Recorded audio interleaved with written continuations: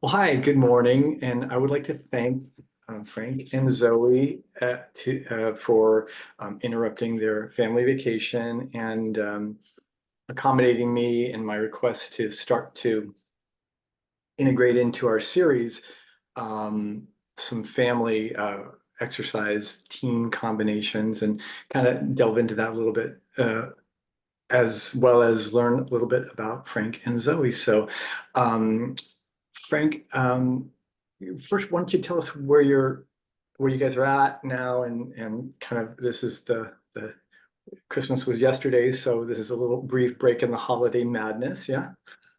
Yes, it is. So we are in Germany right now for about 1.5 weeks, 2 weeks. But we live in Asia already for over 20 years. And we usually travel most of our lives. Yeah, that's wonderful that you get a chance to do that, especially as a family. I know Yeah. that's a rare thing. So, uh, Zoe, why don't you tell us just a little bit about are you currently an athlete, or is it just, did you get interested in fitness partly because of your dad or other influences? So I do aerial silk, and I joined like doing sports with my father and my sister because like I thought it could help me with my strength for silk because you need a lot of strength, Sure, and sure. they inspired me to join them. That's great. I'm sure it requires extraordinary upper body and core strength as well as grip strength. Is that correct? Uh, Yeah. and balance and just I was a springboard diver in high school, so that the only grace and coordination I have started there. So I really admire sports where you have to integrate power, precision, and balance. So that's really cool.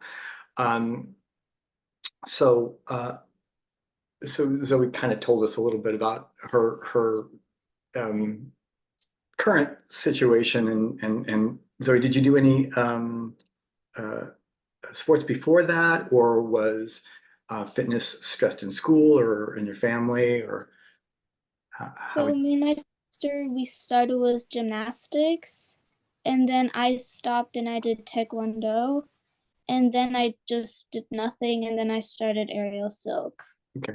So you're obviously drawn to sports that require really integrated different aspects of fitness, and where you really need to balance and coordinate all of those different skills. That's very cool. So, Frank, tell us how you got interested in the fitness lifestyle. Has it been a lifelong thing, or just the last few It, decades? yeah, it pretty much has. I mean, I've always been, look, to be honest, during school, I was probably one of the worst. I got the worst marks ever. Okay. I did started enjoying sports like long runs. I hated sprints.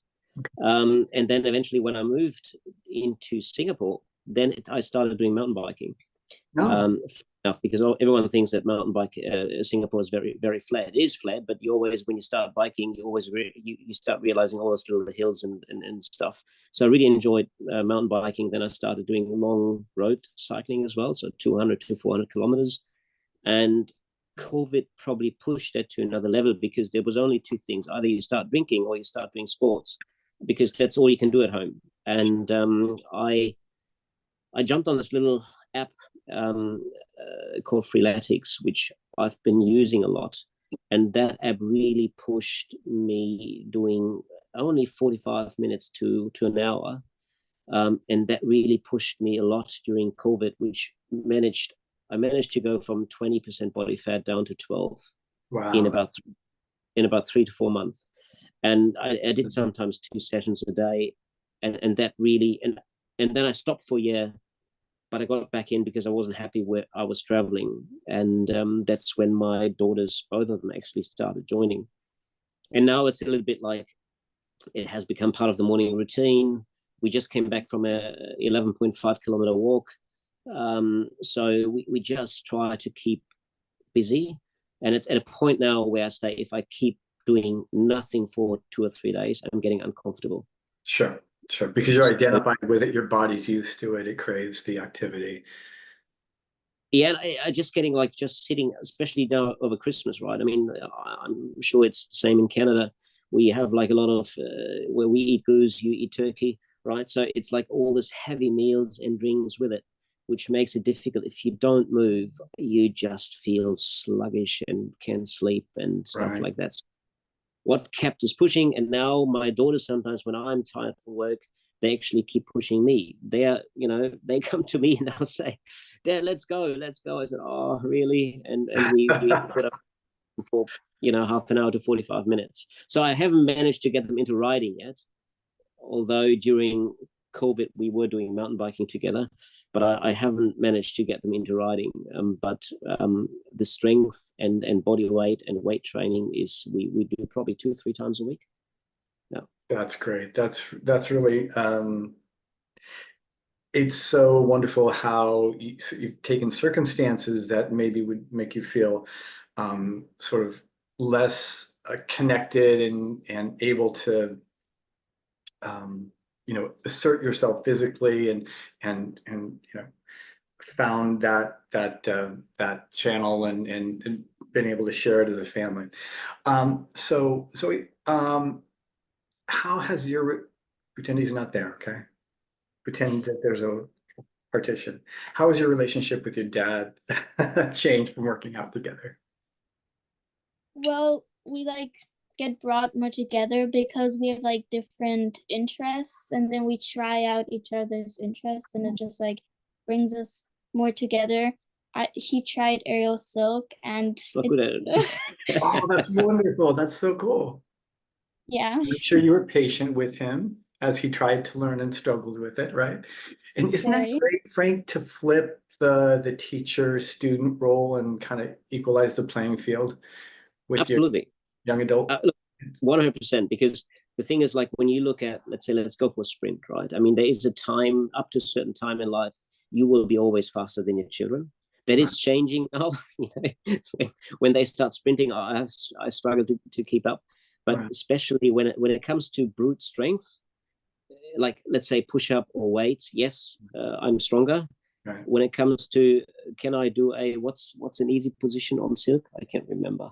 Split, Yeah. right? Yeah. I'm crying like a baby. So Right.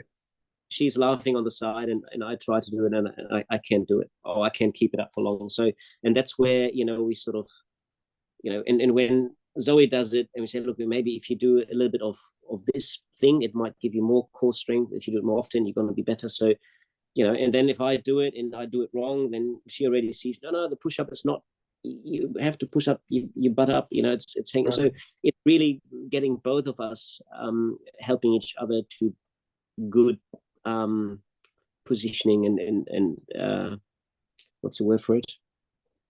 Good posture, Yeah. I suppose. Well, it's probably, I would put that at the top priority, both for general health and wellness as a foundation for fitness, but also acutely in the moment for strength training in particular. I tell my clients that the three most important elements that I'm looking for are in this order of importance: posture, biomechanics, the line of movement that is correct and it's complete, and then finally fluidity, that the cadence is even and controlled. And especially as we get older, as you know, our joints don't have quite the same resilient quality that they did when they Yes. were younger. So just since you guys just touched on this a little bit, do you find that when you take the teacher role with your dad, that helps you to reinforce your understanding of your own discipline and make you that much more committed to that sport or that activity? Yeah, because like then you like kind of have the feeling that you're like better, and it keeps you more motivated, so you want to do more and show off a little Yeah, bit. of course. Yeah, that's a good portion of the group that we participate in, right? Yes. Yeah, and people are proud of themselves. People work hard, and to be able to share that with people that they care about, especially in their own family, that's really a wonderful, fortunate thing that you guys have. So Frank, what does it mean to you to be able to share this experience with your kids? No, it's fantastic. This life is so full of work and things you have to do. But then if you do those things together, You motivate each other. That's why I've been trying to push them into mountain biking as well. So because it's just a bit of a different level of exercise. Right. You have to talk things through. How do you take this route? How do you take this route? How do you take this descent or ascent or whatever? So this constant discussion, how you approach certain things, and that goes for strength training as well. We discuss it on eye to eye level rather than father to daughter. And then for me, very, very interesting. So it's more like a partnership / friendship type approach rather than going, I'm your father and you have to do as I say. Right. And that's the enjoyable part. And there's also occasions, because we have like 35 degrees Celsius in Singapore 24/7. So when you do 100 burpees, that's not fun. Absolutely, it's not fun. Sure. But they bite through, and we hate each other because I hate those 100 burpees as well. But everyone else do so. So we do bite each other doing that, and we are not happy campers. Right. But once we're done with it, we high five and going, that was rewarding. We managed to push through. So that constant, you can do it, push each other. That's really what I enjoy about it. And I have to say, in many cases, if my daughters would not push me for it, I probably would have skipped a few sessions. Well, that's a wonderful point. My wife and I just recently returned from Maui, and we have a fitness training studio together. We were gone for 10 days. I would have been fine with skipping, other than just to swim the bay is just a beautiful, wonderful experience. I don't really think about that as exercise so much, but she found a little hole in the wall gym that we could go to every single morning. We bought a week membership. It's like, okay, I guess we're going to work out in the morning. But then, we earned our breakfast and we got to, we had one more thing to chat about and enjoy together. So I really admire both of you for participating in that, making the conscious decision to share that together. And I get the sense that, I would expect you to appreciate the richness of that from a family and, sort of growth relationship experience. But Zoe, it's clear that you do too. I see the way that your face lit up when I asked you that question, and that warms my heart. My daughter is at this is my son's first college, but she and her older brother are at ASU, and so they've got access to the facility, and they live close to each other, and they go work out together. And I'd love to be able to do that with them, but when they come out, maybe we can get in and work out together. So here is my surprise bonus question, and I want Zoe to answer it first, and then you can share, Mark, your impressions as well. Relative to nutrition, Zoe, who's the pickier eater, you or your dad?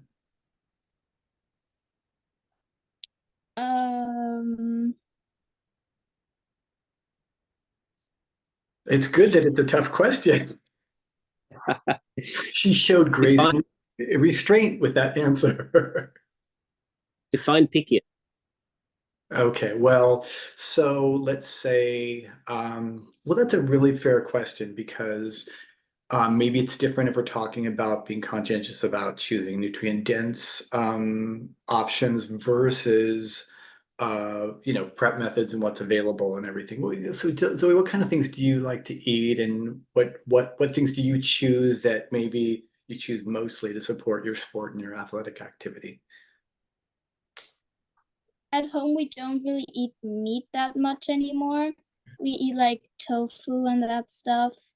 So my daughter's had the exact same effect on me. She's vegan, so she lived with me for 3 months before I took her down to ASU, and I switched to about 50-60% vegetable sources of protein. And was that did that start with you, Zoe, or your sister, or somewhere else? The shift towards the plant-based proteins. My sister and my mom, they said we ate too much meat, so we had to move. Okay, great. We're both meat eaters, basically. Okay, yeah. But so we love our barbecues, we love a good filet steak and stuff like that. But so we started probably about 2-3 months ago, roughly, that we had a lot more veg and tofu-based food. and we really enjoy it.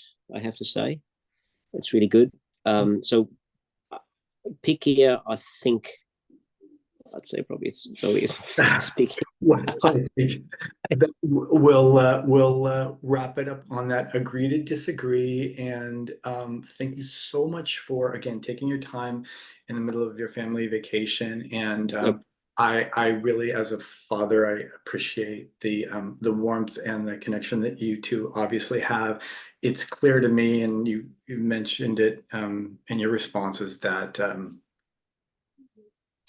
you both have the option to choose to spend more time together or share something that's important to you together, or to do that separately. And that not only makes a difference in your relationship, and Zoe, I promise you, decades from now, it will later in your life when you have that to draw back on, and then for the people who will be able to watch this, see what a wonderful opportunity that sharing that activity together can be for, as you mentioned, Frank, to reinforce and to bolster your own commitment to a fitness lifestyle, partly because you want to be an example and partly because you want to strive at least to the degree that you're asking your children to do so. Yeah. And that's all very clear. So is there anything else that you think would be helpful or interesting to our viewers? I think during that journey, you always have exercises or things which you just hate and you don't like to do them. But I think, and Zoe has them as well as I do. And I think it's just a little bit odd, and you should still push through no matter what, because they only make a fraction of the whole journey of the whole exercise. So whether it's food based or whether it's exercise based, it's part of it. I mean, not everything is glitz and glamour in life. I'm not saying, slave yourself entirely, but I do think sometimes a little bit of pain during that journey makes you stronger and doesn't help, and does help as well. Right. And I think you share that same. We talked about this before. What's your favorite exercise? Pull-ups. Pull-ups. That's great. And which one do you hate most? Push-ups. we are the opposite. I love push-ups. I hate pull-ups. So yeah. So for me, we as we get older, we can tend to overcomplicate things or get really interested in a variety for its own sake or any of that stuff. But you guys just mentioned the two, in my view, the two most important classifications of strength training: a compound, meaning moving it more than one joint at a time, compound pull, and a compound push. And then, of course, a compound lower body movement like a lunge, a squat, or leg press, something.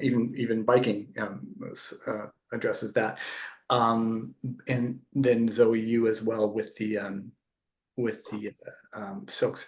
The strength to body weight ratio is such an important aspect of overall fitness, and also maintaining a much lower risk of injury. So I want to commend you for setting an example for the rest of your family and for your friends, and for hopefully, I'm hopeful that there'll be parent-child combos that watch this video and are inspired by the two of you guys. And any parting words from either of you? Zoe, you have anything you wanna share before we go? No. All right. Well, thank you very much for participating with your dad. I have a feeling I know what that meant to him, and it means a great deal to me. And what I'm trying to do is just kind of humanize the whole idea of the after 50 fitness, and especially as a parent example, and then in this case, a collaborator. That's just a wonderful thing. So thank you for sharing that with us today, you guys. I really appreciate it. Thank you for the opportunity. Thanks a lot. Have a great day. You too. Thanks. Bye-bye.